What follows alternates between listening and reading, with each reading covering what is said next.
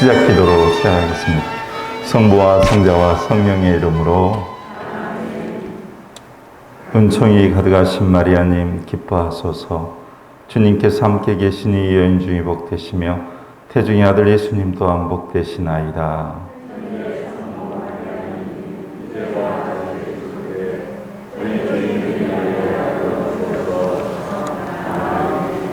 성부와 성자와 성령의 이름으로.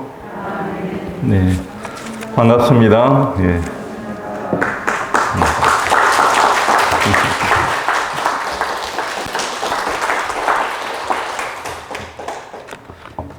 네, 저는 여러분하고 많이 떨어져 있고 또 백신도 맞았으니까 마스크를 벗어도 되겠죠? 예, 그렇게 하겠습니다. 목소리 전달에 도움이 될 것 같아서 잠깐 벗고 하겠습니다. 신학생 때 제가 소아테레사 성녀에 대해서 읽었던 책이 이 책입니다. 아주 분도출판에서 나왔던 고전인데요. 지금도 책값이 채 10,000원이 안 되는 옛날 구 버전의 책이고요. 그 다음에 이제 최근에 제가 유학 이후에 정복래 수녀님이 옮기셨는데 저희 동창 수녀님이세요. 소아테레사의 삶과 사랑. 처음에는 어느 인생 이야기 이렇게 하고 소아테레사 성녀를 소개했고, 소아테레사의 삶과 사랑, 그 다음에 소아테레사의 사랑의 엘리베이터, 이런 책이 최근에 이제 나와 있더라고요. 그래서 이 강의를 이렇게 부탁받고 나서 이제 공부를 해야 되니까 추석 내내 제가 읽고 밑줄 치고 저렇게 책에다 이렇게 붙여놓고 또 옮겨 쓰고 이렇게 해가지고 강의록을 한 17페이지를 만들었어요.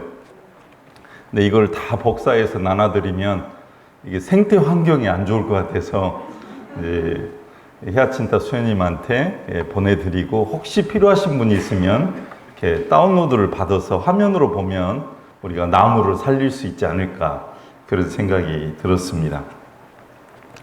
그리고 제가 이제 지난 1학기 강좌 때 했던 내용하고 좀 중복되지 않게 하려고 나름 애를 썼습니다만, 소아테레사 성녀의 어떤 영성의 교회사적 조명이라는 이 주제를 가지고 다루다 보니까 역시 한 성녀의 삶을 이야기하지 않을 수 없었기 때문에 중복이 있더라도 그렇겠거니 하고 들어주시기 바랍니다. 제가 제주도에 동창 신부님들하고 이렇게 한 10여 년 전에 주교되고 갔으니까 한 8, 9년 됐을 것 같아요. 9년 정도 됐을 것 같은데, 제주도 이렇게 같이 순례하다가 제주시의 공항 근처에 어느 산이었는데, 동창들하고 거기 산에서 바다가 보면은 이쁘다고 해서 제주교구 동창이 안내주는 산을 올라가다가 이 꽃을 이렇게 발견했어요. 그래서 제가 제 스마트폰으로 이렇게 찍어 놓은 사진입니다. 근데 굉장히 이뻤어요. 지금 아마 불을 끄고 보면 더 선명할 텐데, 민들레죠. 이제 이 하나가 이렇게 피어 있는데 너무 곱고 아름다운 거예요. 그래서 제가 스마트폰에 딱 이렇게 저장을 해두고 지금도 가지고 있어요. 그래서 강의 때 가끔씩 씁니다. 이렇게 꽃을 꺼내놓고 보면서 하느님의 섭리, 자연의 아름다움, 이런 것들을 참 체험하게 돼요. 이렇게 아름다울까? 한 꽃이, 풀도 마찬가지예요. 풀꽃도 자세히 보면 아름답고, 근데 이 작은 꽃이 이런 아름다움을 간직하고 있는데, 소아테레사 성녀의 삶을 쭉 읽어보니까 소화, 작은 꽃, 말 그대로 작은 사람이 되고자 하셨어요. 생을 두고 전부 내가 드러내기보다, 또 내가 높은 자리에 올라가기보다, 내가 화려한 옷을 입기보다 그냥 하느님의 자연 안에서 작은 꽃처럼, 아니면 바닷가의 모래알 하나처럼, 그리고 그 작은 존재임을 본인이 직접 체험하고 느낍니다. 그런데 이것이 한순간에 딱 이루어진 것이 아니라 시련과 고통, 시기와 질투, 이 모든 과정 속에서 천천히 이뤄내신 거예요. 그래서 소아데레사 성녀는 우리가 알고 있는 많은 성인 성녀 중에 특히 현대에 우리가 가장 본받고자 하는 성녀로 각광을 받았습니다. 단지 24살의 짧은 인생 때문에 사람들이 좋아하고 또 그분의 어떤 삶의 향기 때문에 좋아하기도 했지만 그 안에 깊이를 들어가 보면 우리와 똑같은 모습의 고통과 시련, 아픔을 겪어요. 4살 때 어머니를 여의고 수녀원에 들어갔는데 아버지가 치매로 병원에 입원하고 그렇게 사랑을 해주던 그 부모님이 그렇게 떠납니다. 오빠들이었지만 아들 둘은 먼저 하늘나라로 가고 언니 한 명도 먼저 태어난 지 얼마 안 돼서 하늘나라로 가고 9명의 자녀 중에 4명이 먼저 또 부모님이 먼저 하늘나라로 떠나십니다. 시련과 고통으로 보면 이루 말할 수 없는 그런 상황들을 겪어요. 그럼에도 불구하고 오직 하느님, 오직 주님만을 내가 붙잡으면 되겠구나. 그리고 주님만 사랑하면 내 인생은 행복하다. 이런 어떤 삶이 당신의 인생 안에서 전부 드러납니다. 소아데레사 성녀는 알랑송이라는 프랑스 노르망디 지방 알랑송이라는 곳에서 1873년 1월 2일에 태어납니다. 아버지 루이 마르텐과 어머니 젤리 마리 게랭 사이에 태어나요. 근데 부모님 사진이 있는데 이렇게 늦게 결혼을 했습니다. 아버지도 늦게 결혼을 했고 어머니도 아버지도 수도자가 되고 싶었어요. 그런데 뭐 책에서는 라틴어를 못해서 못 들어갔다. 또 어머니는 이유를 모르는 거절로 못 들어갔다는데 어머니 언니는 수도자가 돼요. 그래서 이제 수도자가 되고 싶은 마음이 있었는데 이 꿈을 못 이루자 어머니 젤리 게랭은 그런 결심을 해요. 하느님, 제가 이왕 결혼 성소를 받은 김에 당신이 주신 자녀라면 전부 내가 낳아서 수도자나 성소자를 만들겠습니다. 내 뜻이 이루어져요. 어렸을 때 죽은 4자녀를 빼고 5 자녀가 다 수도자가 됩니다. 대단하신 분이에요. 그리고 삶을 이렇게 보면은 단순한 삶이 아니었어요. 이분들은 정말 모범적인 신앙생활을 하셨어요. 미사에 참여하고 성체 조배하고 가난한 이들과 나누고 병자들을 돌보고 거의 일상생활에 오늘날로 말하면 신앙에 정말 귀감이 되는 모습을 보여줘요. 그러한 가족에서 딸들이 태어났으니 그 부모의 어떤 삶의 태도나 이 자세를 보고 아이들이 보고 잘할 수 있는 것이 뭐가 있겠습니까? 그리고 아버지는 딸들에게 굉장히 자상했어요. 일일이 여행 갔다 오면 여행에 대한 이야기를 들려주고 질문하면 그 질문에서 답변을 해주고 막내딸이었던 소아데레사 성녀는 아버지를 그렇게 좋아했어요. 아버지는 이야기 보따리를 늘 베풀어주고 또 막내딸이기 때문에 더욱더 애정을 갖습니다. 데레사가 태어날 쯤에는 이미 그 현읍에서는 물러나 있었는데요. 35세, 아버지가 35이고 어머니가 27이에요. 그 당시로 보면은 결혼이 늦은 거예요. 늦은 나이에 결혼을 합니다. 그리고 어머니는 그렇게 말을 해요. 하느님, 저는 언니처럼 당신의 정배가 될 자격이 없으니 당신의 거룩한 뜻에 따라 결혼하겠습니다. 그러니 주님, 저에게 자녀를 많이 낳게 해주셔서 그들을 모두 당신께 바치게 해주십시오 라고 기도를 해요. 그러면서 오누이처럼 다정했다고 지역민들은 말합니다. 교회의 성사생활에 열심히 했고 가난하고 병든 이들을 돌보는 일에 남다른 열성을 보였습니다. 이러한 성가정의 화목한 분위기가 데레사 성녀의 성격과 신앙 형성에 적지 않은 영향을 끼칩니다. 9명의 자녀를 뒀다고 했는데요. 첫째가 마리 루이즈, 갈멜 수도 나중에 들어가죠. 둘째가 마리 폴리나, 여기도 이제 갈멜이 들어가는데 이 언니하고 친했어요. 엄마가 4살 때 돌아가시고 나서 이 폴리나 언니가 제2의 엄마였어요. 이제 큰언니 마리 루이스는 조금 더 엄격했고 이 마리 폴리나는 좀 더 부드러웠는가 봐요. 그래서 데레사 성녀가 폴리나 언니가 갈멜에 먼저 들어가 버리자 두 번째 엄마를 잃어버린 것처럼 울고 불고 하다가 정신적인 어떤 신경증 증세까지 나타나요. 박탈감이죠. 그 박탈감 때문에 몸이 아파버릴 정도였어요. 그러나 기적적으로 성모님의 안배로 또 치유가 됩니다. 셋째 마리 레오니도 이렇게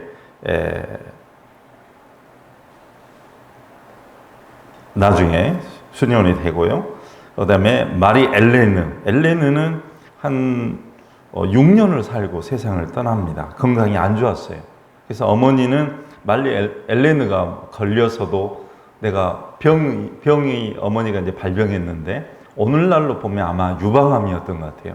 그래서 엘레느를 위해서라도 내가 더 오래 살아야 되는데 이런 이야기를 합니다. 그리고 다섯째가 마리 요셉, 사내였는데 5개월밖에 못 살아요. 여섯째가 요셉 요한 세례자, 9개월 살고 세상을 떠납니다. 일곱째가 마리 셀리나하고도 소아데레사 성녀는 굉장히 가깝게 지내면서 편지를 늘 주고받죠. 나중에 수도원에 들어옵니다. 여덟째가 마리 멜라니 데레사, 태어난 지 3개월 만에 세상을 떠납니다. 그리고 9번째가 데레사 성녀입니다. 어머니 젤리 겔랭은 이런 글을 딸하고 이야기를 하고 딸이 기억에 있었습니다. 나는 하느님께 신뢰하며 살려달라고 매달린다. 레오니가 내 손을 더 이상 필요로 하지 않는다면 나는 내 병을 받아들이고 기꺼이 죽을 것이다. 작은 두 아이들은 걱정이 되지 않는다. 그들은 사랑스러운 아이들이다. 마리, 첫째는 내 도움을 받으며 동생들을 잘 키울 수 있을 것이다. 단지 레오니, 셋째에게는 아직 내가 필요하다. 사랑하는 폴리나, 둘째예요. 정말 살고 싶다. 너도 나를 위해 기도해 주렴. 암에 걸린 엄마의 심정이 잘 드러나 있어요. 아픈 딸이 걸려 아직은 더 살고 싶다는 이야기가 이 세상 모든 부모의 마음이 아닐까 싶어요. 여기가 이제 데레사가 태어난 집 알랑송입니다. 이 사진들은 제가 어디 특별하게 구한 게 아니라 이 책 속에 다 있는 것을 제가 스캔해 가지고 여러분에게 보여드리는 거예요. 혹시 이 책 다 읽으셨어요? 읽어보지 않으신 분 손 한번 들어보시오. 와, 많으네. 제가 서점에서 다 사버렸기 때문에 더 이상 책이 없어요. 그리고 이게 절판됐답니다. 그래서 나중에 여기 5권을 수녀님한테 선물로 드릴 테니까 선물이 개근상 받은 사람 중에서 착실한 분 5명을 선별해서 선물로 주시기 바랍니다.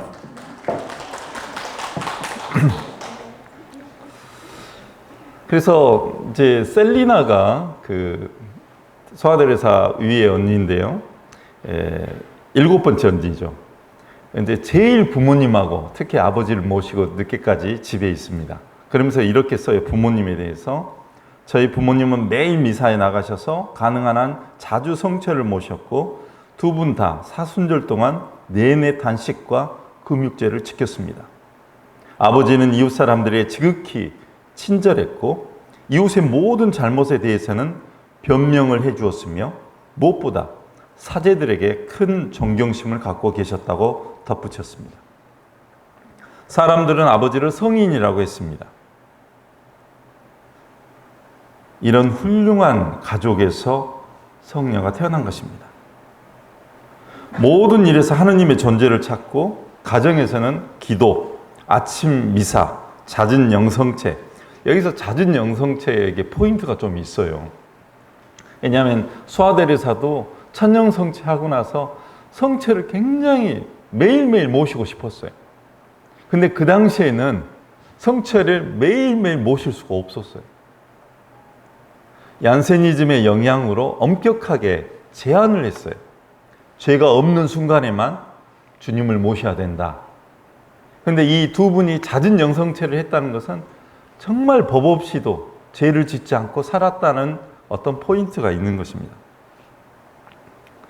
또 주일의 저녁 기도, 피정 등으로 늘 하느님을 공경하며 살았어요.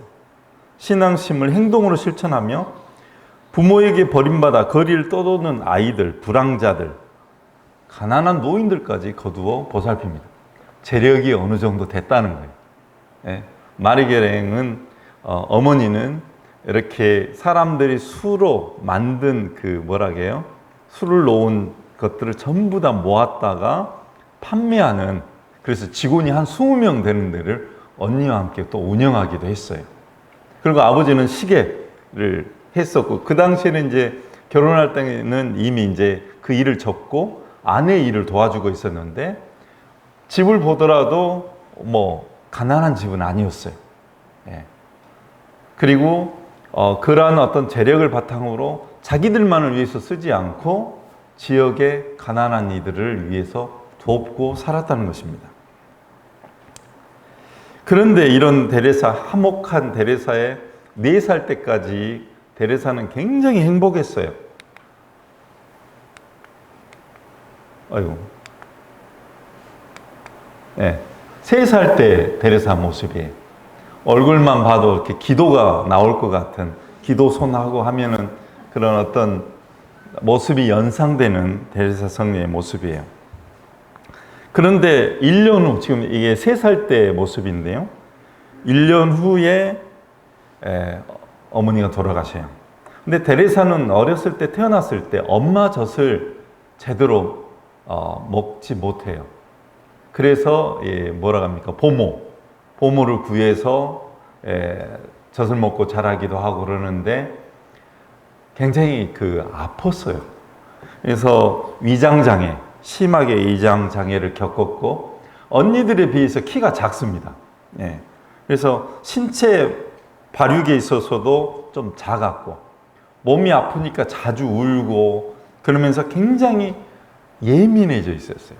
그래서 성격 형성에도 영향을 끼쳤을 거라고 역사가들은 이야기합니다.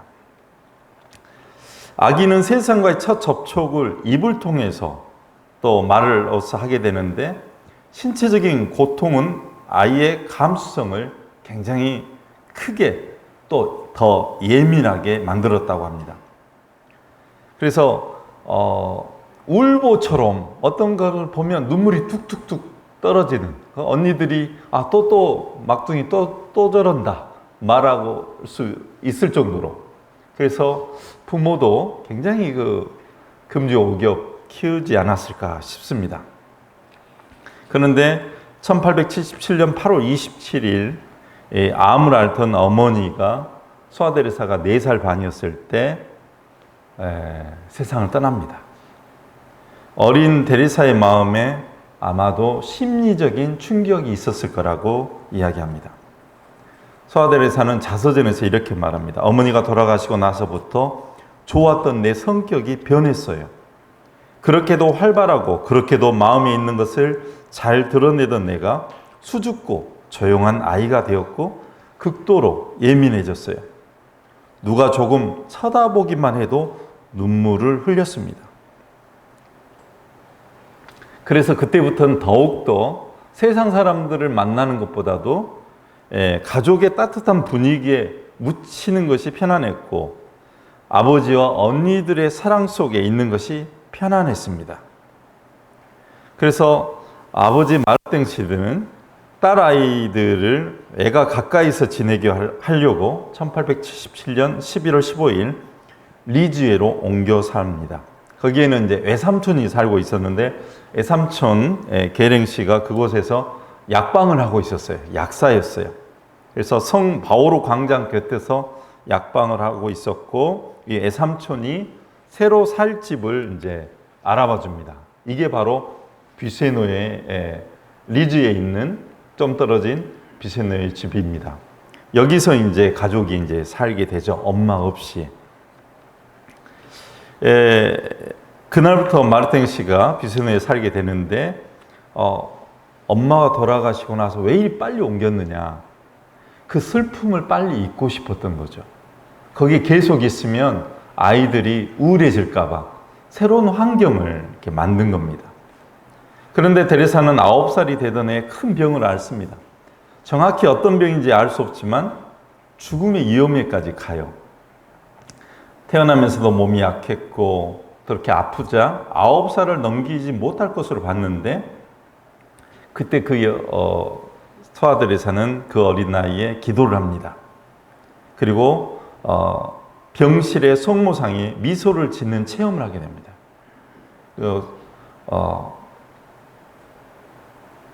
친구들이 있는 학교에도 가지 못하고 공부도 할 수 없고 세상에 오로지 홀로 떨어져 있는 듯한 애로움을 겪으면서 성모님의 미소에 용기를 냅니다. 그리고 그 안에서 본인이 한없이 약한 존재임을 절절하게 깨닫는 계기가 됩니다. 그리고 2, 3년 뒤에 소아 데레사는 이게 8살 때 언니 셀레나하고 이제 학교 교복인 것 같아요. 그때 당시에 교복인데 정말 귀엽고 이쁘지 않습니까? 언니도 이쁘고. 나중에 셀리나가 늦게까지 아버지를 모시고 사는데, 천년성체를 할 때 소아 데레사가 엄청 웁니다. 감수성으로 풍부한 이 소녀가 울자 같이 천년성체를 받던 친구들은, 다른 부모들은 다 와서 축하해 주는데 이 소아 데레사는 엄마가 없어서 저렇게 우는갑다라고 말을 해요. 자서전에는 소아 데레사가 이렇게 써요. 천년성체를 하던 날 엄마의 부재가 결코 슬프지는 않았다. 내 마음속에서는 예수님과 함께 있는 것이 곧 천국이었으며 엄마는 이미 오래전 그곳에 당신 자리를 차지하고 있었다. 나는 예수님의 방문과 함께 엄마의 방문도 받았던 것이다.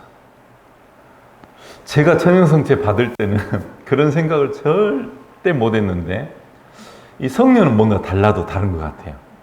이미 어느 정도 예수님에 대한 사랑, 그 의지 속에서 엄마는 이미 천국에 계실 거고, 천국에 계신 엄마는 예수님을 내가 맞이하면서 같이 나를 방문할 것이다.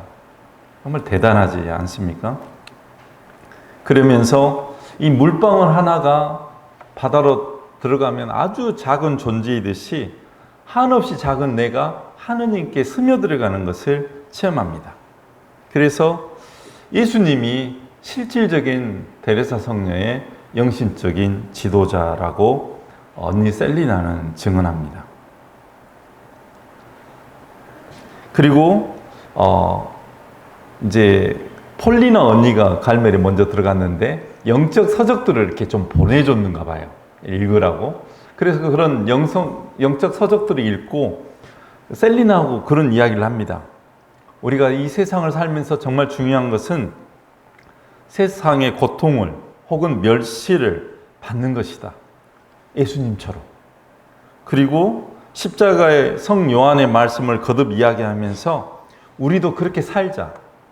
이제 갈멜의 산길이나 이런 십자가의 성 요한의 책을 구하기도 쉽지 않았는데, 아마 수도원에 먼저 간, 갈멜 수녀원에 간 언니들의 도움으로 구해서 읽었는가 봐요. 근데 십자가의 성 요한의 책에서 저는 지금도 잊지 않고 있는 그 대목이 있는데, 그 대목 중에 하나가 뭐냐면 십자가의 성 요한이 그래요. 여러분들 살면서 대죄뿐만 아니라 소죄도 짓지 마십시오. 소죄, 작은 죄도 짓지 마십시오. 새가 자유롭게 날지 못하는 것은 두꺼운 줄로, 튼튼한 줄로 다리를 묶어 놓으나 가느다란 실로 묶어 놓으나 자유롭지 날지 못하는 것은 똑같습니다. 그러면서 소재마저도 짓지 마십시오. 아마 데레사 성녀도 이 대목을 틀림없이 읽었을 거예요. 그래서 굉장히 그 시대적인 상황 안에 얀세니즘의 영향으로 죄를 지으면 구원받지 못한다는 설교를 신부님들한테 많이 듣게 돼요. 그러면서 소심증이 걸려요, 데레사 성녀는. 나중에 고백했던 수녀원에 가서 고백성사를 봤는데 그 신부님이 그래요. 데레사 걱정하지 말라고. 아무 죄도 지은 것이 없다고. 그렇게 말할 정도로 데레사 성녀는 아주 그 하느님 앞에서 죄를 짓지 않고 살고자 노력했어요. 그러면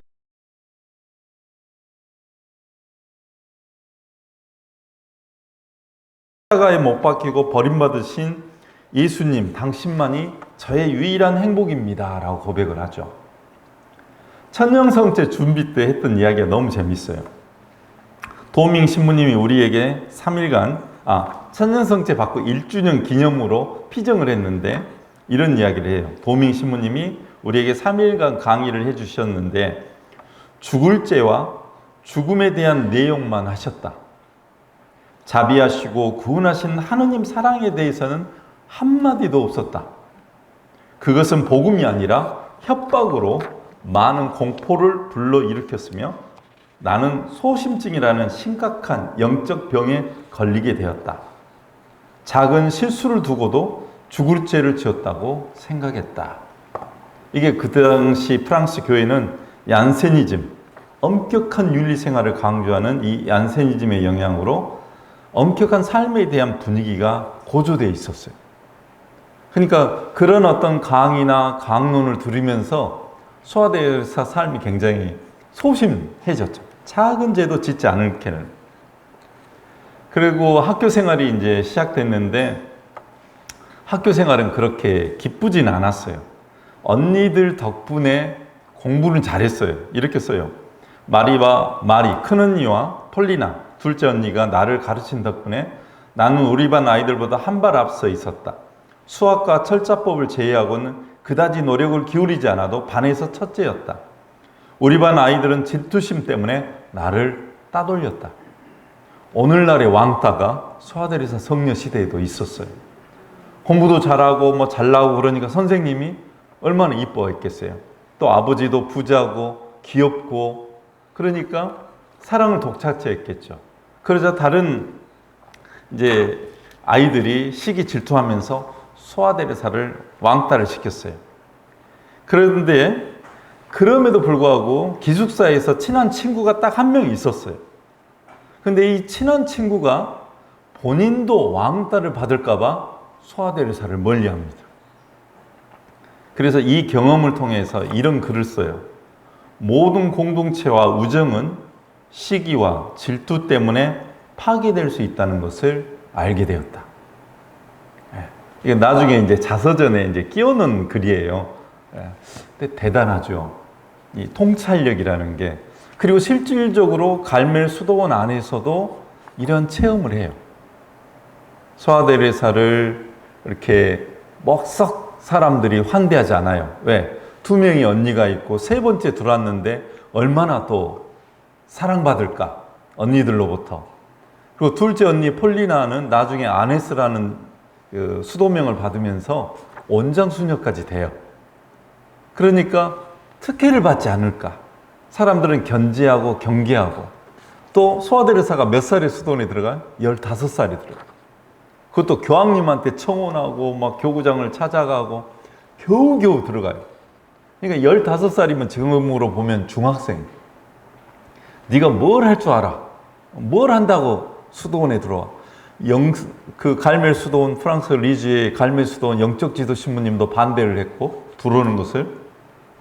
그리고 처음에는 교구장님도 허락을 안 해줘요. 그리고 그 원장 수녀님도 이렇게 왔으면 좋겠는데 그러나 그때 당시에 교회 법을 지켜야 되니까 허락이 있어야 되는 거예요. 우여곡절 속에 들어갔는데 잘한가 보자 이렇게 사람들이 지켜본 거예요. 어린 나이에 들어왔는데. 그리고 뭐라도 좀 실수하고 잘못하면 네가 할 줄 아는 게 뭐냐. 오늘날 만일 15살 먹은 수도자가 들어온다면, 우리 소아 수도에 들어온다면 밥이나 제대로 할 줄 알까? 아마 라면은 끓일 줄 알 거예요. 그러니까 뭐 그런 어떤 시기와 질투 속에서 살아요. 그래서 소아데레사가 깨닫는 이 깨달음은 밑줄을 쫙 끊어야 돼요. 모든 공동체와 우정은 본당 내에서도 마찬가지라고 생각해요. 모든 공동체, 그게 레지오 단원이든 사목회든 이런 공동체, 본당의 작은 공동체, 수도의 공동체, 교구 공동체, 시기와 질투 때문에 파괴될 수 있다. 통찰력이죠. 네, 통찰력입니다. 이 자서전을 22살 때 쓰기 시작해요. 죽기 2년 전에. 그것도 언니들하고 막 이렇게 옛날 가족 이야기 하다가 이것은 절대 그냥 잊혀져서는 안 돼. 데레사 이야기는 너무 재밌고 감동이 있어. 이거를 글로 써놔야 돼. 언니 데레사 보고 꼭 이거 쓰도록 해요. 그래가지고 아네스 수녀가 원장으로서 명령하니까 순명하는 마음으로 자서전을 써가지고 마리 언니한테도 한 권 주고 아네스 언니한테도 주고 옛날 원장 수녀님한테도 한 권 줍니다. 3권이 나머져가지고 이것이 오늘날의 자서전으로 전래가 된 것이죠. 근데 데레사 성녀가 이렇게 통찰력을 가지고 있었어요. 그런 어떤 이해력. 오늘날에도 똑같이 적용이 됩니다. 근데 데레사 성녀가 폴리나 언니가 이제 수녀원에 입회하자 시련을 겪습니다. 어느 날 학교에서 그런 이야기를 해요. 사실은 데레사 성녀가 먼저 이야기를 해요. 나 갈멜에 들어가고 싶다고. 그래서 폴리나도 나도 같은 생각이 있다고. 그런데 데레사가 나와 함께 가기에는 아직 어리니까 내가 데레사가 수녀원에 갈 나이가 되면 내가 같이 가줄게, 언니가 기다려줄게 했는데 그걸 까마득하게 잊어버리고 먼저 이제 들어가게 된 거죠. 언니가 약속을 어기고 먼저 들어가자 박탈감이 이제 생긴 거예요. 엄마도 안 계시고 엄마처럼 생각하면서 언니를 따랐는데 그 언니가 떠난다는 거예요. 이렇게 말합니다. 저는 갈멜이 무엇인지 몰랐습니다만 폴리나가 저를 떠나 수녀원에 간다는 것과 그가 저를 기다리지 않으리라는 것. 2번째, 엄마를 잃어버리게 되리라는 것을 알았습니다. 그때 제 마음의 근심을 어떻게 말할 수 있겠습니까? 이 때문에 데레사는 자신의 표현대로 이상한 병을 앓게 되었는데 애정 박탈로 인한 일종의 신경증이었습니다. 이 병이 겉으로 드러난 것은 폴리나가 예수의 아네스 수녀로 착복하던 날이었습니다.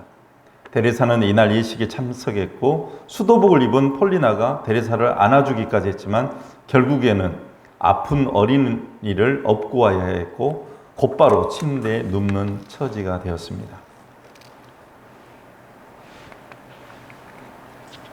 그러면서 아파요. 이게 데레사 성녀가 치유받은 방인데 성모상이 있죠. 데레사는 자기의 혼란 상태를 완전히 의식하고 있었습니다. 가족들은 데레사가 앓고 있는 병을 이해할 수 없었어요. 왜 갑자기 저렇게 아픈지. 병세가 몹시 약화되자 아버지는 파리에 있는 승리의 성모 성당에 미사를 청하는 편지를 보내 9일 기도를 시작합니다. 아마 그 성당에 9일 기도를 미사를 청하고 기도를 하면 낫는 어떤 경우가 있었는가 봐요. 9일 기도를 시작합니다. 그래서 그 9일 동안의 어떤 주일 1883년에 성령 강림 대축일에 미소의 성모상 앞에서 기도하던 중 데레사는 성모께서 미소 지으시면서 나타나신 것을 뵐 수 있었습니다. 성모님의 지극히 아름다운 미소였습니다. 그때 제 모든 근심과 괴로움이 사라져버리고 2줄기 굵은 눈물이 눈시울을 적시며 뺨으로 고요히 흘러내렸습니다. 그러나 그것은 순수한 즐거움에서 우러나는 눈물이었습니다.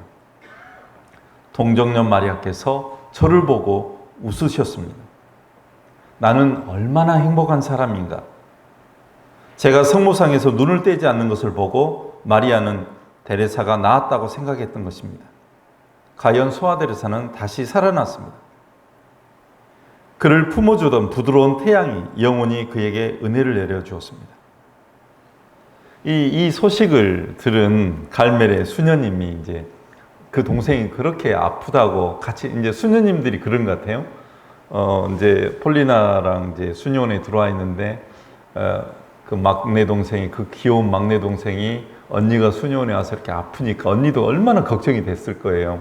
그래서 이제 우리 막내를 위해서 기도하자고 아마 수녀원에 기도 이름을 넣어놓고 기도를 했는데 기적적으로 이렇게 치유됐다는 소식을 들었어요. 그때 큰언니 마리가 왔을 때 이제 어떻게 나았냐고 물어봐요. 그러니까 마리는 또 자기는 잘 모르잖아요. 그래서 막내한테 계속 물어봐요. 막내한테 물어보니까 성모님이 나를 보고 웃으셨어. 미소 지으셨어. 하고 마리 언니한테 알려줘요. 그러니까 마리 언니가 다시 수녀님들한테 알린 거예요. 그러니까 수녀원하고 가까이 살고 또 가족 중에 한 명이 수녀님이고 그러니까 그런 이야기들이 오고 갔는가 보지요. 수녀님들이 궁금한 것은 그거였어요. 성모님은 어떤 모습이었느냐? 그분의 옷은 무슨 색깔이었느냐? 그분은 정말 빛으로 둘러싸여 있더냐? 어린 테레사에게 이제 던지는 질문들이었는데 테레사는 이렇게 자서전했어요. 나는 이런 질문 앞에서 혼란스럽고 슬펐다. 그런 것들은 그렇게 중요하지 않았다. 나는 어떤 질문에도 대답할 수가 없었으며 혹시 내가 본 것이 환상이거나 또는 거짓일 수도 있다는 두려움 때문에 모든 기쁨이 사라졌다. 내 병이 치유되었다는 사실이 거짓이 아니며 가족과 주치의가 그것을 보증했음에도 나는 4년 동안이나 죄책감에 시달렸다. 내가 다시 영적 균형을 되찾는 데는 많은 시간이 필요했다. 저는 이 글을 읽으면서 오늘날 우리 모습도 똑같다. 어떤 사람이 기적과 같은 일을 많이 만나요. 전 세계에서 제가 뭐 동영상이나 이런 것들을 강의 때나 보여주면 정말 기적 같은 일들이 많아요. 엄마 뱃속에서 늦게 나오면서 아이가 의식이 없고 그냥 인공호흡을 하고 있는데 몇 날 며칠을 그렇고 있는데 간호사와 의사들이 아이를 엄마 곁으로 둬서 엄마 심장 소리를 듣게 해주면 아이가 깨어나지 않을까 그렇게 해서 막 해요. 근데 아이가 안 깨어나요. 그래서 이제 살짝 꼬집어요. 꼬집으니까 이제 아이가 깨어나는 어떤 기적적인 거의 의사들도 가망이 없다고 했는데 엄마의 심장 소리를 들으면서 그 엄마가 뭡니까? 의식을 잃어버려요. 아이를 낳고 나서. 그래서 엄마를 깨우기 위해서 아이를 갖다가 아이를 꼬집어서 아이를 울리자 엄마가 깨어나요. 그래서 깨어난 엄마가 의식적으로 거의 의식이 없는 상태에서도 몇 날 며칠을 지내다가 그 아이의 울음소리를 듣고 내가 살아야 되겠다. 그 마음으로 깨어나요. 그리고 나중에 건강해진 모습으로 그 병원을 찾아서 간호사들하고 이렇게 사진 찍는 동영상도 있어요. 제가 다른 피정에서는 보여드렸는데 그런 일들이 굉장히 많이 벌어지죠. 근데 사람들은 어떤 기적적인 상황을 만나면 그런 현상에 집중을 해요. 하느님의 사랑과 하느님의 은총에 감사하고 하느님께 그 감사를 되돌려 드리는데 집중을 해야 되는데 그게 진짠가 가짜인가에 항상 집중해요. 과연 뭐 성모님이 피눈물을 흘렸느냐 안 흘렸느냐 그게 중요한 게 아니에요. 그런데 우리는 현상에 집중하는 태도. 테레사 성녀는 이때 이 체험을 통해서 그런 이야기들을 기록으로 해놨어요. 본질적인 것이 아닌데에도 불구하고 많은 사람들은 비본질적인 것을 신앙의 본질인 것이냐 찾아가는 것이죠. 그리고 이제 테레사 성녀는 나는 아무것도 없습니다. 나는 아무것도 내세우고 싶지 않습니다. 나를 좋으신 하느님께서 원하시는 만큼 날 사랑하시도록 내어드릴 뿐입니다. 나중에는 진심으로 사랑만이 내가 해야 될 일이라고 깨닫습니다.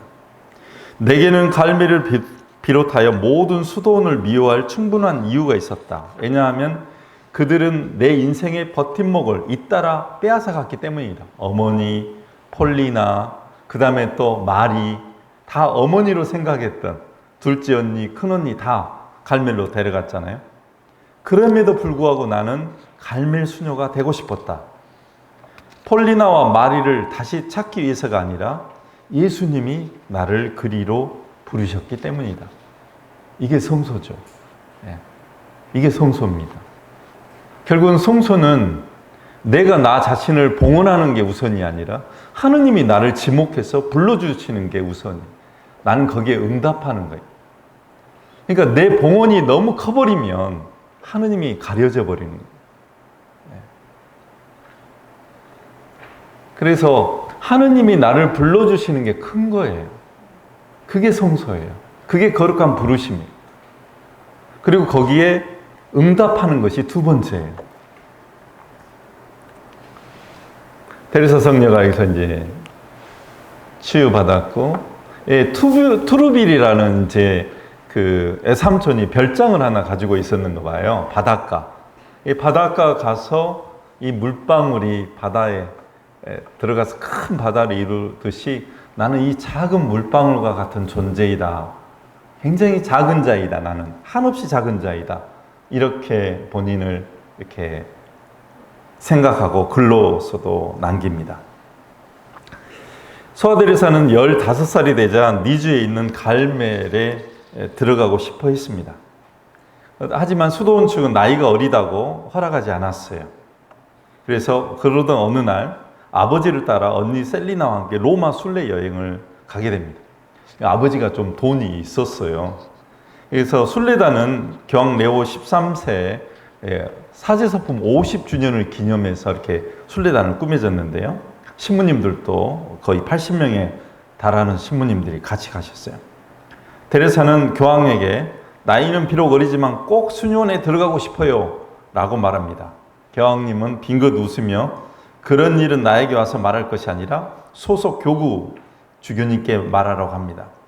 그러나 데레사는 교황님의 손을 놓지 않고 간절한 눈빛으로 눈물이 나올 만한 그런 눈빛으로 교황님께 막 애절하게 간청하죠.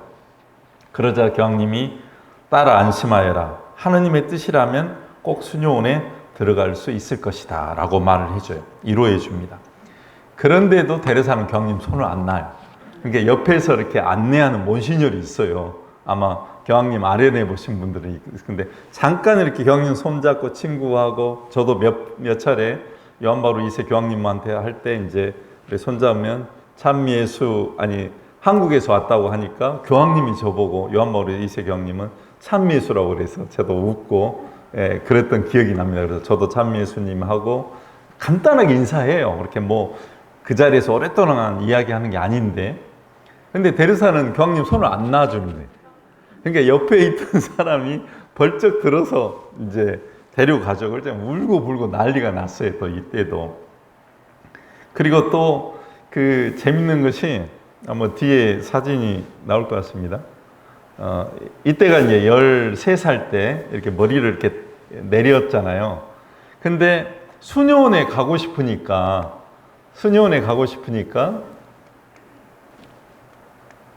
15살 때는 머리를 틀어 올려요.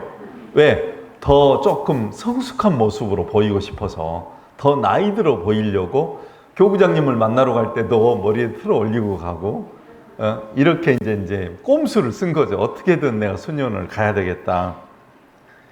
근데 이제 그때도 이제 허락을 받아서 이제 교황님이 교구장님께 말하라 하고 또 교구장님께 말하고, 이게 아마 아버지가 이제 순례하면서 그때 왔던 몬시뇰에게 이야기를 해요. 몬시뇰도 그 장소에 있었는데, 교황님 아련 장소에 있었는데 오해를 해요. 저 꼬마가 교황님을 너무 붙잡고 안 놔주고 그 어린 나이에 막 수녀원 가겠다고 우리나라 말로 땡깡을 쓰고, 이제 다른 사람들은 불편했어요. 근데 그 아버지는 반대할 거라고 생각하고 이렇게 이제 숙소 정원에서 만나서 이야기를 했더니 아버지는 찬성한다는 거예요. 내 딸이, 막내딸이 15살이지만 교회에서 허락만 한다면 들어간 걸 찬성한다니까, 그러냐고. 그러다가 로마의 어느 순례 장소에서 기차를 타러 이동을 해야 되는데 테레사가 뭔가 허리띠를 잃어버려가지고 자기가 타야 될 마차를 놓쳐버려요. 그래서 몬시뇰 그 신부님 마차에 같이 타고 가요. 그러면서 그 몬시뇰이 테레사의 눈빛과 그 다음에 그런 어떤 그 간절함을 알게 돼요. 그리고 내가 너 수녀원 가도록 힘써 주겠다 약속을 해가지고 결국은 이루어지는 거죠. 이게 섭리예요. 그것도 만일에 마차를 같이 안 탔더라면 또 모를 텐데, 그러니까 섭리라는 것은 하나님의 뜻이 이루어지려면 우연히도 이루어진다는 것이죠. 그렇게 바라던 수녀원에 들어갔을 때 원장 수녀님이 테레사 손을 이끌고 방을 안내해줘요. 그 방은 210cm, 2m 10이죠. 그 다음에 370cm, 3m 70, 아주 조그마한 방이에요. 방 안에는 물건들이 한눈에 다 들어왔다. 갈색 덮개가 쓰여진 침대, 등받이가 없는 작은 의자, 석유 램프, 모래시계, 벽에는 예수님 없는 나무 십자가와 성수 그릇이 있었으며 그 밖에 옷걸이가 있었다. 나는 창문을 통해서 스레이트 지붕과 하늘을 보았으며 사막에 있는 듯한 느낌을 받았지만 행복했으며 수수한 작은 독방이 마음에 들었다. 나는 기쁨에 겨워 다음과 같이 말을 되풀이했다. 이제 나는 영원히 여기 있게 되었다. 영원히. 이 말은 24살에 선종했으니까 9년을 산 거잖아요. 그대로 이루어집니다.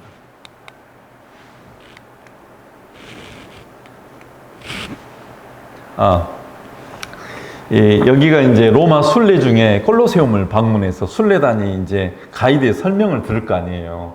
근데 데레사 성녀는 여기 와서 막 가슴이 벅차올랐어요.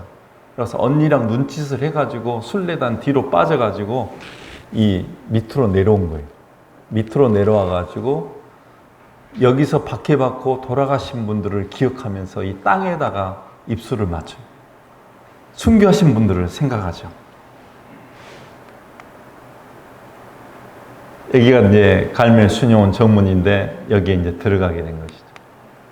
이게 아까 말씀 데레사가 표현한 대로 램프, 모래시계, 갈색 침대, 예수님 없는 위에 십자가, 벽에 성수대, 이렇게 성수를 딱 찍고 이제 잠들기 전에 이렇게 하는 데레사의 아주 작은 방이죠.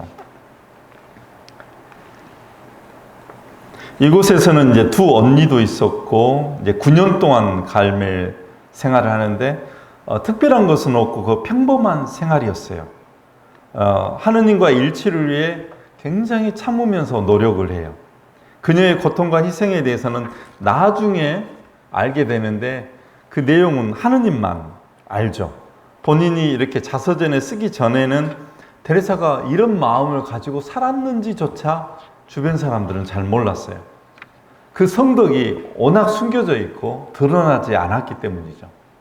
그래서 나중에서야 데레사 성녀가 어떤 경지에 이르렀는지, 그 여성에 대해서 병에 걸렸을 때 또 몸에 힘이 없었지만 아주 힘들고 천한 일, 남들이 안 하는 일을 많이 했어요.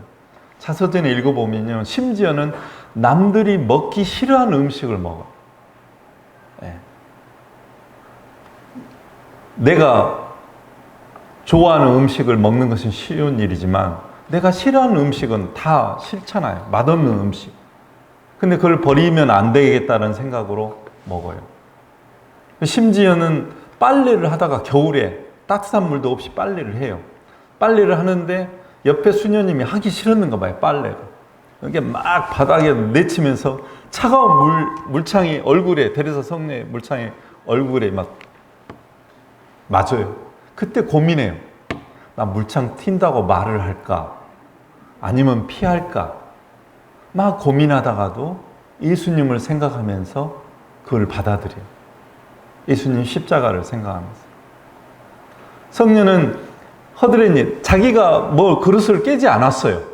근데 사람들은 제일 막둥이고 제일 어리고 그러니까 너 깼지 그러면 변명을 하지 않았어요. 누군가가 했을 거라고 고자질도 안 하고, 예수님의 십자가, 예수님도 그 고난받는 야의 종처럼 순한 어린 양처럼 끌려갔던 것을 자기가 삶으로 살아내요. 심지어는 저 좋아하던 램프가 어느 날 방에서 없어져요.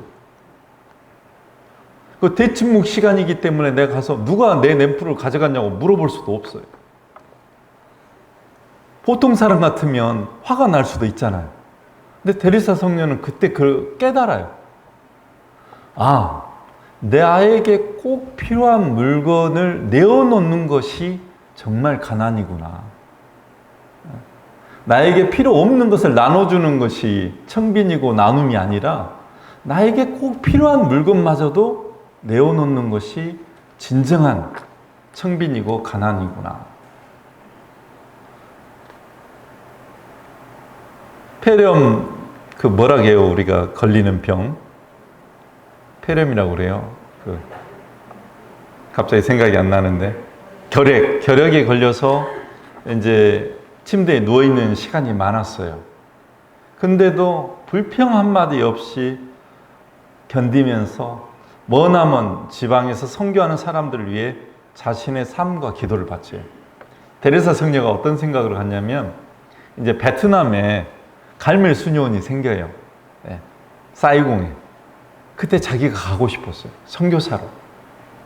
왜 선교사로 가고 싶었냐면, 그 당시에 1800년대는 파리의 외방 선교회 신부님들이 한국에 들어와서 막 순교당할 때였어요. 1866년 병인박해 기억나시죠?